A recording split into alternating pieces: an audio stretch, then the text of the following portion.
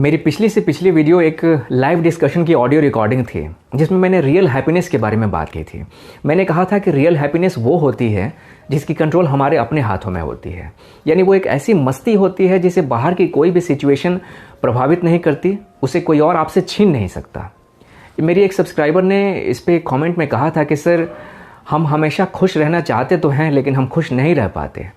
ये बात हम दूसरों को तो समझा देते हैं कि हमेशा खुश रहना चाहिए, किसी बात से प्रभावित नहीं होना चाहिए, लेकिन जब कोई सिचुएशन हमारे साथ आती है तो हम खुद को नहीं समझा पाते। हम चाहते तो हैं हमेशा मस्त रहना, लेकिन हम नहीं रह पाते। देखिए, मस्त हम इसीलिए नहीं रह पाते क्योंकि मस्त रहने को हमने अपनी लाइफ की प्रायोरिटी नहीं बनाई है। हमारी लाइफ में बहुत सारी ऐसी छोटी छोटी बातें हैं जिनके लिए हम अपनी खुशियों के साथ और अपनी पीस ऑफ माइंड के साथ कॉम्प्रोमाइज़ कर लेते हैं। भगत सिंह और उनके साथियों के बारे में आपने सुना है ना, जब उन्हें फांसी के लिए ले जाया जा रहा था तो वे तीनों गीत गा रहे थे। यानी अगर आप छोड़ना ना चाहें तो फांसी का फंदा भी आपसे आपकी मस्ती को नहीं छीन सकता। आपकी मस्ती आपका डिसीजन है, आपकी मस्ती आपकी चॉइस है। अब आप कहेंगे कि हम तो खुशी रहना चाहते हैं पर दूसरे आकर हमें दुखी कर जाते हैं, लेकिन मैं कहूँगा कि अपनी खुशी का जिम्मा आपने किसी और के हाथ में क्यों दे रखा है? दूसरों को आपने इतना पावर क्यों दे रखा है कि वो जब चाहें आपको दुखी कर जाएं? क्रिकेट के बारे में आपको पता है ना, वहाँ बॉलर हर बॉल सिर्फ इसी इंटेंशन से फेंकता है कि बैट्समैन को आउट कर देना है।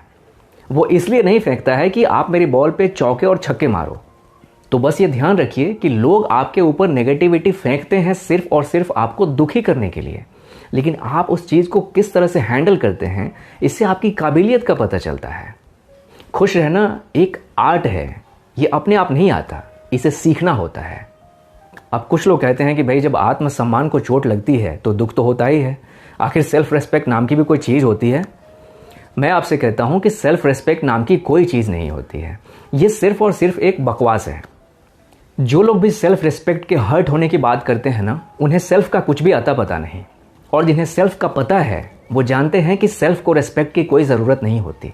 सेल्फ यानी क्या? सेल्फ यानी आत्मा, सेल्फ यानी आपका वास्तविक रूप।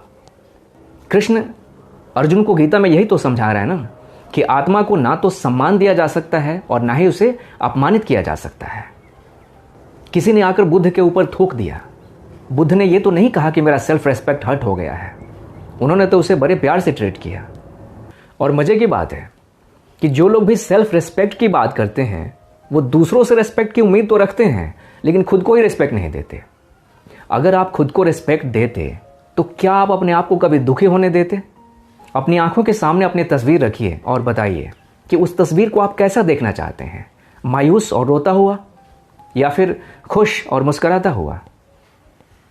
दरअसल जिसे हम सेल्फ रेस्पेक्ट कहते हैं ना, वो हमारा ईगो है। तो जब ईगो हर्ट होता है तो हम कहते हैं कि सेल्फ रेस्पेक्ट हर्ट हो गया। भैया, ईगो ही तो एक बीमारी है इंसान के भीतर, बाकी सारी बीमारियां इसी से निकलती हैं। सारे समझदार जानते हैं कि ईगो यानी अहंकार ही तो एक बाधा है इंसान और परमात्मा के बीच। जिन्होंने भी अहंकार छोड़ा, परमात्मा उनके भीतर उतर आया, और हम हैं कि अहंकार को अपनी सबसे बड़ी पूंजी मानकर बैठे हैं। तो क्या मैं ये कह रहा हूं कि हम थिक स्किन्ड हो जाएं, मोटी चमड़ी ओढ़ लें कि लोग चाहे कुछ भी कहें कुछ भी करें हमें कोई फ़र्क ना पड़े? ना, मैं ये नहीं कह रहा हूं। मैं ये कह रहा हूं कि दुनिया में सिर्फ दो ही तरह के लोग खुश रहते हैं। एक तो वे जो बुद्धू हैं, बिल्कुल बैल हैं, उन्हें चाहे आप कुछ भी कह लीजिए, कुछ भी सुना लीजिए, उन्हें कोई फ़र्क नहीं पड़ता, इसलिए वो खुश रहते हैं।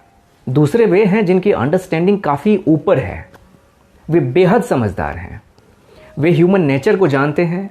वे जानते हैं कि किसी इंसान के अंदर गुस्सा क्यों उठता है, किसी इंसान के भीतर जेलसी क्यों उठती है, क्यों कोई इंसान किसी और की बुराई करता है।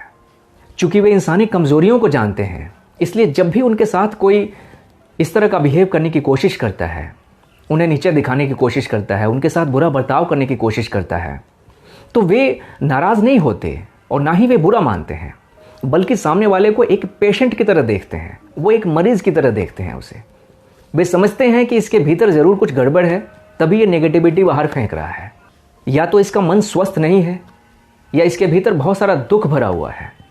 आखिर एक दुखी इंसान ही तो दुनिया में दुख बांटता है। जिसका मन स्वस्थ है, जो आनंदित है, वो तो आनंद बांटेगा ना। अगर खुश रहना है तो खुश रहने को अपनी प्रायोरिटी बनाइए। मत कीजिए कॉम्प्रोमाइज़ ऐसी बातों से जो आपकी खुशी को और आपकी पीस ऑफ माइंड को आपसे छीन लेते हों। Thank you.